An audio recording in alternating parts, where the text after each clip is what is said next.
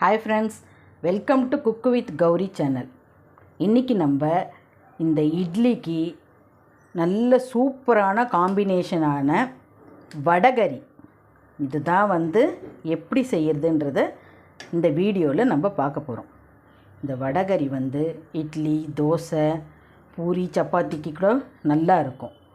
நல்ல சூடாக இட்லியும் சூடாக வடகரியும் இருந்துச்சுன்னா வீட்டில் எல்லோரும் 2 இட்லி எக்ஸ்ட்ராவாகவே சாப்பிடுவாங்க. அந்த அளவுக்கு சூப்பர் டேஸ்ட்டாக இருக்கும். நீங்களும் இதை எப்படி செய்கிறதுன்றதை பார்த்துக்கிட்டு உங்கள் வீட்லேயும் நீங்கள் ட்ரை பண்ணி பாருங்கள். எப்படி இருந்ததுன்றதையும் எனக்கு கமெண்ட்டில் சொல்லுங்கள். நீங்கள் இப்போ இந்த வடகரியை எப்படி செய்கிறதுன்றதை நம்ம வீடியோவில் பார்க்கலாம். வீடியோக்குள்ளே போகிறதுக்கு முன்னாடி குக்கு வித் கௌரி சேனலை சப்ஸ்கிரைப் பண்ணாதவங்க சப்ஸ்கிரைப் பண்ணிவிட்டு ஆல் பட்டனையும் ப்ரெஸ் பண்ணி வச்சுக்கோங்க.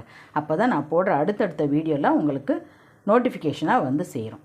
ஓகே, வாங்க வீடியோக்குள்ளே போகலாம். இப்போ இந்த வடகரி செய்யறதுக்கு நான் இந்த கப்பில் 1.5 கப்பு கடலைப்பருப்பை எடுத்து ஒரு 2 மணி நேரத்துக்கு முன்னாடி இந்த மாதிரி ஊற வச்சுருக்கேன். நீங்களும் இதில் 1.5 கப்பு கடலைப்பருப்பு எடுத்து நல்லா கழுவிட்டு அதை ஒரு 2 மணி நேரம் இந்த மாதிரி ஊற வச்சுக்கோங்க. இப்போ இதை நம்ம மிக்சியில் போட்டு நல்லா கொரன்னு அரைச்சி எடுத்துகிட்டு வந்துக்க போகிறோம். இந்த மாதிரி மிக்சியில் போட்டு அரைக்கும்போது அது கூட ஒரு 3 காஞ்ச மிளகா அதையும் இதில் போட்டு நல்லா அரைச்சி எடுத்துகிட்டு வந்துக்கலாம். பாருங்கள், இந்த மாதிரி கொரன்னு அரைச்சி எடுத்துகிட்டு வச்சு இப்போ இதில் நம்ம சால்ட்டும் பெருங்காயமும் சேர்க்க போகிறோம்.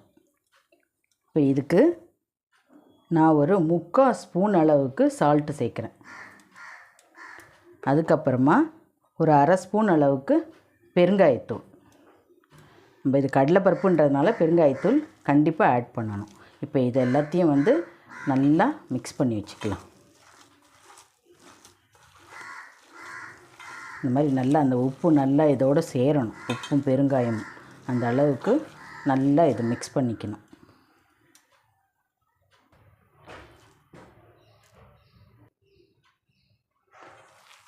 பாருங்கள், இப்போ இதை நல்லா இந்த மாதிரி மிக்ஸ் பண்ணியாச்சு.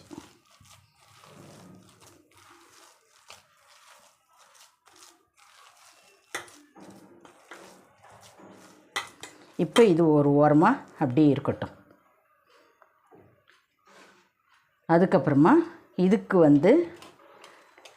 நான் ஒரு 2 வெங்காயத்தை இந்த மாதிரி 2 பெரிய வெங்காயத்தை இந்த மாதிரி ஸ்லைஸ் பண்ணி வச்சிட்ருக்கேன். அதே மாதிரி 2 நல்ல பெரிய தக்காளி அதையும் இந்த மாதிரி கட் பண்ணி வச்சுருக்கேன். அப்புறம் 2 பச்சை மிளகாவை உடச்சி வச்சுருக்கேன். ஒரு 2 கொத்து கருவேப்பிலை இந்த மாதிரி எடுத்து வச்சுருக்கேன். இப்போ நம்ம ஒரு குக்கரை வச்சு இதெல்லாம் போட்டு தாளிச்சிடலாம். இப்போ ஸ்டவ் மேலே குக்கர் வச்சு அதில் நான் ஒரு 4 ஸ்பூன் அளவுக்கு எண்ணெயை விடுறேன்.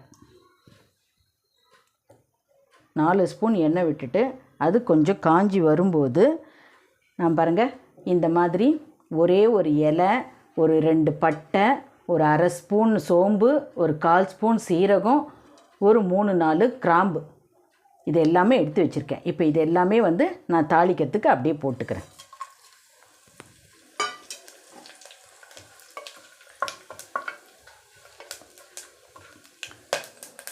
இது இப்படி பொரிஞ்சு வரும்போது அதில் நம்ம ஒரு கொத்து கருவேப்பிலை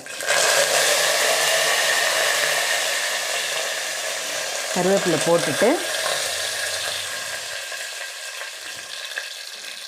அது கூட நம்ம கட் பண்ணி வச்சுருக்கோம், இந்த ஸ்லைஸ் பண்ணி வச்சுருக்கோம் பார்த்திங்களா, அந்த வெங்காயத்தை இதில் போட்டு நல்லா வதக்கலாம். இந்த வெங்காயம் நல்லா வதங்கி வரணும்.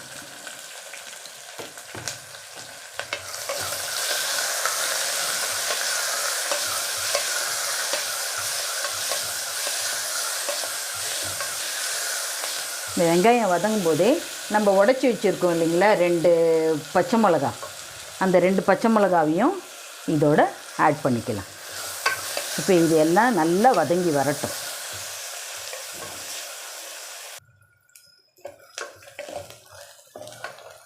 இப்போ பாருங்கள், இது நல்லா இந்த மாதிரி வதங்கி வந்ததுக்கப்புறமா பாருங்கள், இந்த அளவுக்கு கண்ணாடி பதம் மாதிரி நல்லா இந்த மாதிரி வதங்கி வரணும். இந்த மாதிரி வதங்கி வரும்போது அதில் நம்ம ஒரு ஸ்பூன் அளவுக்கு இஞ்சி பூண்டு பேஸ்ட்டு அதையும் இதோடு போட்டு இதோட பச்சை வாசனை போகிற அளவுக்கு நல்லா வதக்கிக்கலாம். இந்த இஞ்சி பூண்டோட பச்சை வாசனை போகிற அளவுக்கு நல்லா வதக்கிக்கணும். ஃப்ளேமை வந்து மீடியம் ஃப்ளேமில் தான் வச்சுக்கணும்.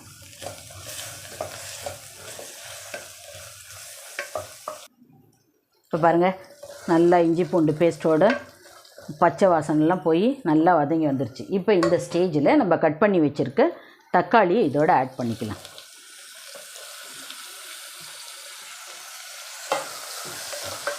தக்காளி ஆட் பண்ணி அதையும் நல்லா தக்காளி நல்லா குழஞ்சி வர அளவுக்கு நல்லா வதக்கிக்கணும். இந்த தக்காளி நல்லா குழஞ்சி வர்றதுக்காக நம்ம அது கூட கொஞ்சமாக சால்ட் ஆட் பண்ணிக்கலாம். நம்ம ஆல்ரெடி வந்து பருப்புலேயும் சால்ட்டு போட்டிருக்கோம். அதனால் இப்போ இதில் வந்து ஒரு அரை ஸ்பூன் அளவுக்கு சால்ட்டு நான் ஆட் பண்ணுறேன்.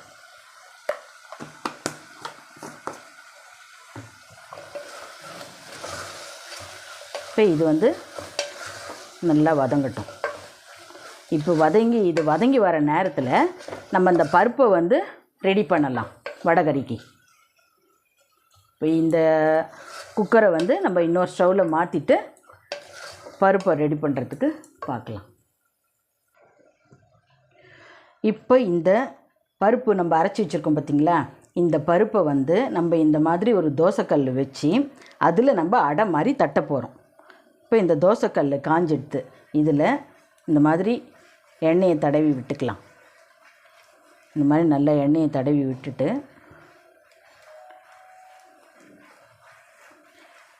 அதில் நம்ம இந்த பருப்பை அரைச்சி வச்சுருக்க பருப்பை வந்து அடை மாதிரி தட்டி எடுத்துக்க போகிறோம்.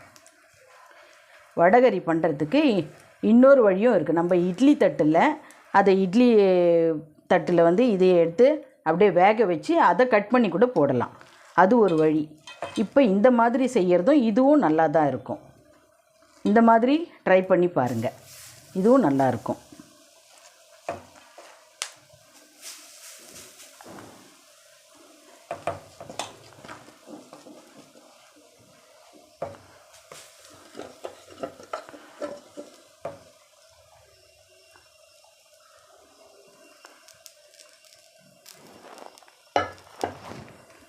இப்போ இதை வந்து இந்த மாதிரி நல்லா அடை மாதிரி தட்டிக்கணும்.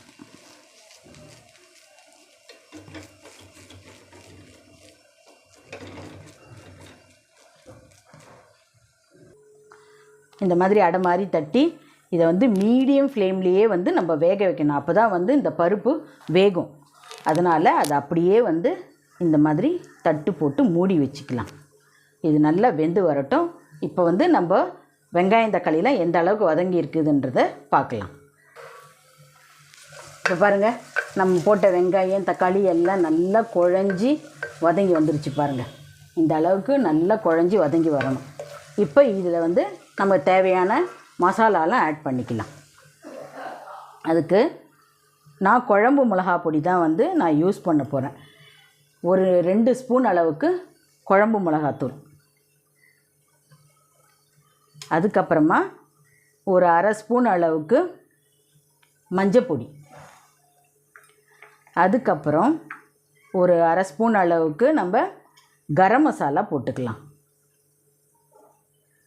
அரை ஸ்பூன் அளவுக்கு கரம் மசாலா இதெல்லாம் போட்டு இதை நல்லா வதக்கி விடலாம். இப்போ நம்ம ஆல்ரெடி இதில் ஒரு அரை ஸ்பூன் அளவுக்கு உப்பு போட்டிருக்கோம். ஏற்கனவே பருப்புலேயும் ஒரு 3/4 ஸ்பூன் உப்பு போட்டிருக்கோம்.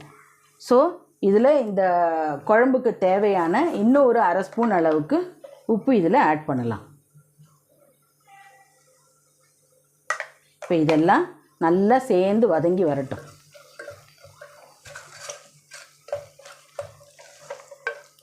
இந்த மசாலாலாம் நல்லா ஒன்று சேர வதங்கி வரட்டும். இப்போ பாருங்கள், மசாலாலாம் நல்லா வதங்கி வந்துருச்சு. இப்போ இதில் வந்து நம்ம தண்ணி ஊற்ற போகிறோம்.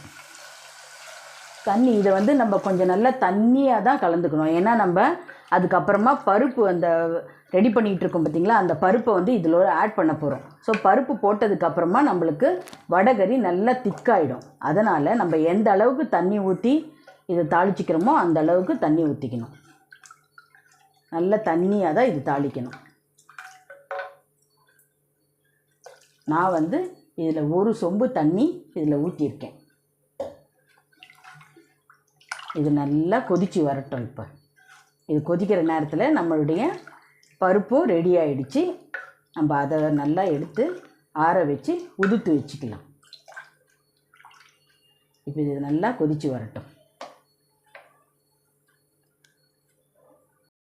இப்போ இந்த குழம்பு கொதித்து வர நேரத்தில் நான் வந்து ஒரு 2 பத்தை தேங்காவை இந்த மாதிரி குட்டி குட்டியாக கட் பண்ணி போட்டு வச்சுருக்கேன். அது கூட ஒரு 5 முழு முந்திரி அதை இதோட சேர்க்குறேன். முந்திரி போட்டால் கொஞ்சம் டேஸ்ட்டாக இருக்குன்றதுக்காக இதோட ஒரு முழு முந்திரி போடுறேன் நான். இது வந்து உங்களுக்கு ஆப்ஷனல் தான். உங்களுக்கு வேணும்னா போட்டுக்கோங்க, இல்லாட்டி அதை ஸ்கிப் பண்ணிக்கோங்க. இப்போ இதை வந்து கொஞ்சம் தண்ணி விட்டு நல்லா மைய அரைச்சி எடுத்துகிட்டு வந்துக்கலாம். பாருங்கள், இந்த மாதிரி நல்லா அரைச்சி எடுத்துகிட்டு வந்தாச்சு. இப்போ இது ஒரு பக்கம் இருக்கட்டும். இப்போ நம்ம பருப்பு அடை மாதிரி தட்டி இருந்தோம் பார்த்திங்களா, அது இந்த மாதிரி ரெடி ஆகிடுச்சு. இப்போ இதை வந்து நம்ம என்ன பண்ணணும், நல்லா ஆறுனதுக்கு அப்புறமா இந்த மாதிரி நல்லா தூள் பண்ணிக்கணும். நல்லா பொடியாக தூள் பண்ணி வச்சுக்கணும். இப்போ நம்ம தாளித்த அந்த குழம்பு கொதிக்கிறதுக்குள்ளே இதெல்லாம் ரெடி பண்ணி வச்சுக்கணும். பாருங்கள், இந்த அளவுக்கு இதை நல்லா தூள் பண்ணி வச்சுக்கணும். இது வந்து ரொம்ப தூளும் பண்ணி வச்சுக்கக்கூடாது. அங்கங்கே இந்த வடகறி மாதிரி நல்லா தெரியணும். அப்போ தான் வந்து நம்மளுக்கு சாப்பிடும்போது நல்லாயிருக்கும். ஸோ இந்த அளவுக்கு இதை ரெடி பண்ணி வச்சுக்கணும். இப்போ நம்ம குழம்பு கொதிச்சிருச்சான்னு போய் பார்க்கலாம். பாருங்கள், நம்மளுடைய தாளித்த இந்த குழம்பு வந்து நல்லா கொதித்து வந்துருச்சு. இப்போ இந்த ஸ்டேஜில் நம்ம இதை ரெடி பண்ணி வச்சுருக்கோம் பார்த்திங்களா பருப்பு, அதை வந்து இதோட போட்டுடலாம். இதோட கொஞ்சம் கொஞ்சமாக எடுத்து ஆட் பண்ணிவிடுவோம்.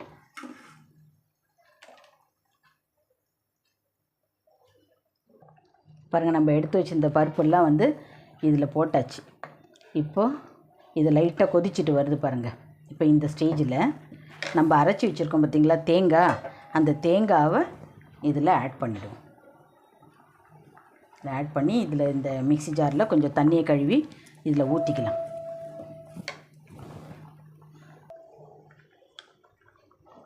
மிக்ஸி ஜாரில் தண்ணி கழுவி இதில் ஊற்றியாச்சு. நம்ம எவ்வளோ தண்ணியாக நம்ம இந்த வடகறி ரெடி பண்ணோன்னு பார்த்திங்கல்ல, நம்ம பருப்பு போட்ட உடனே எந்த அளவுக்கு திக்காகிடுச்சு பாருங்கள். அதனால தான் உங்களால் முடிஞ்ச அளவுக்கு எவ்வளோ தண்ணி ஊற்ற முடியுமோ அந்த அளவுக்கு தண்ணி ஊற்றிக்கோங்க. நீங்கள் எவ்வளோ பருப்பு போடுறீங்கன்றதை பொறுத்து நீங்கள் தண்ணி ஊற்றிக்கோங்க. இப்போ இது பாருங்கள், நான் இது கூட இன்னும் கூட கொஞ்சம் தண்ணி விடுவேன். இது நல்லா இந்த மாதிரி கலக்கி விட்டுட்டு இதில் இன்னும் ஒரு டம்ளர் அளவுக்கு தண்ணி இதில் ஆட் பண்ணுறேன். ஆட் பண்ணி அதையும் நல்லா இப்படி கலக்கி விட்டுக்கலாம். கலக்கி விட்டுட்டு இப்போ இதை மூடி போட்டு ஒரே ஒரு விசில் வந்தால் போதும், நம்ம ஆஃப் பண்ணிடலாம். இது மூடி போட்டு ஒரு விசில் தான் வரணும்.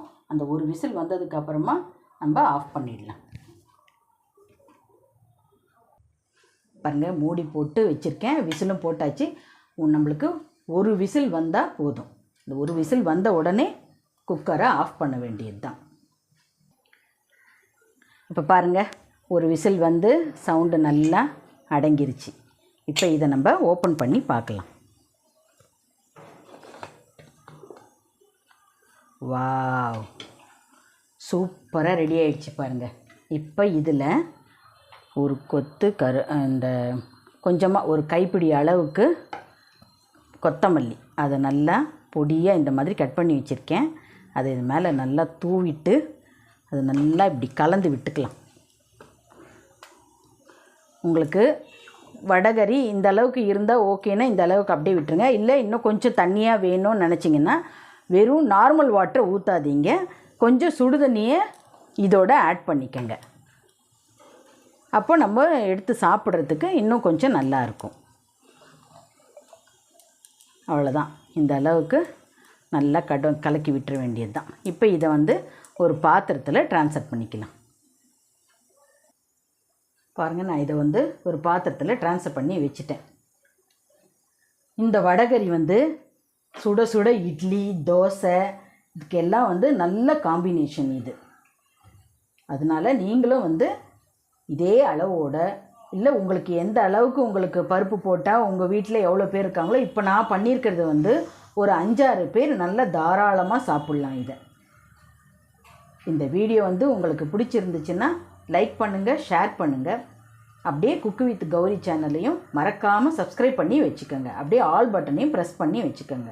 அப்போ தான் நான் போடுற அடுத்தடுத்த வீடியோவில் உங்களுக்கு நோட்டிஃபிகேஷனாக வந்து சேரும்.